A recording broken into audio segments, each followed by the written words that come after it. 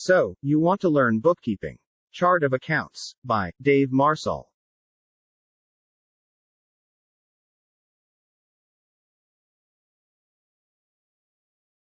Types of coding systems and their structure. A. Sequential. Consecutive numbers are assigned to uniquely identify something. As related to accounting, this something is normally documents. The consecutive numbers are assigned to documents such as checks, invoices, purchase orders, receiving reports, customer payments, etc. in order to control and identify specific documents. Pre-printed forms such as checks or customer invoices with the numbers 0001 through 9999 assigned are examples of using a sequential coding system. B. Blocks or groups. Block codes use characters, numbers and/or letters to assign or organize something into special unique groups or categories. The block is actually a range block of characters that uniquely identify something. Block codes usually have a fixed length. As I stated earlier, block codes using number ranges is probably the most frequent coding method used when setting up a manual or computerized charts of accounts. Example of a simple account numbering system using block coding with numbers.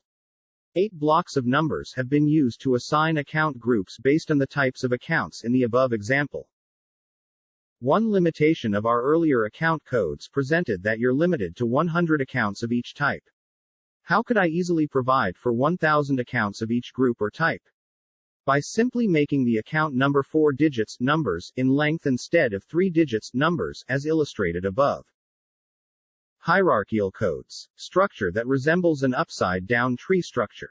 Information is classified and grouped into successive levels or layers. I say upside-down tree because the root of the tree begins at the top and the tree branches go downward, while a normal tree structure has its root at the bottom and the branches go upward.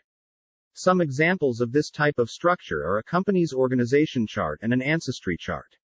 The structure depends on defining parent and child relationships. Using this type of coding system for developing a chart of accounts allows summary, subtotals, and detailed information to be reported. D. Mnemonic codes. Mnemonic means something that aids the memory. Mnemonic coding systems use letters and/or numbers as an aid for identifying and remembering something.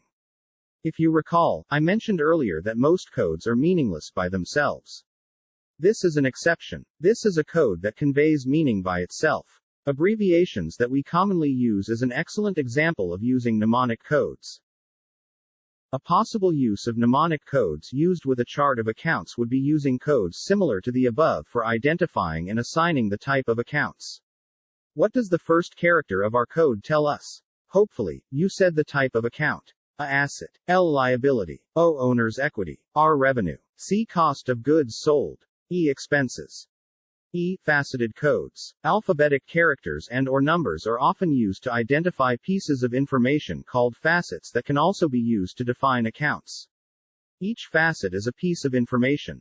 The facets are combined like building blocks to construct an account. A faceted code is one that is made up of group or category codes, code segments, each of which identifies a unit of information.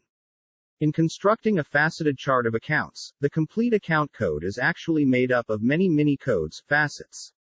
Each mini-code, facet, tells us something about the account. The advantage of using mnemonic codes is that they help trigger your memory.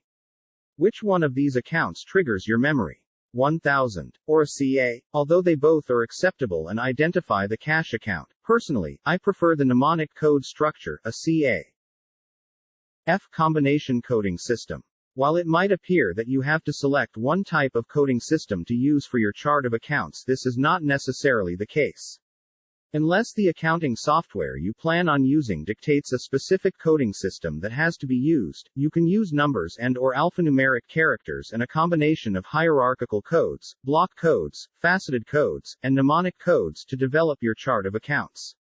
Mixed codes can sometimes offer more understandability and flexibility than using one type of coding system by itself. Coding summary. Using codes is not a difficult concept. After becoming familiar with the codes, they allow us to convey a lot of meaning with just a few characters. Think of them as an abbreviation for something. My full name is David William Marshall, but my name can be conveyed to those who know me using DWM, a code called initials. Codes, when used with a chart of accounts, identify and convey all the attributes, characteristics, of an account that are either needed or required for reporting on and controlling the financial activities of a business. In general, an attribute is a property or characteristic. Color, make, and model, for example, are all attributes of a car. Some attributes that may be assigned to an account are the account name, account description, type of account, normal balance type, debit or credit, etc.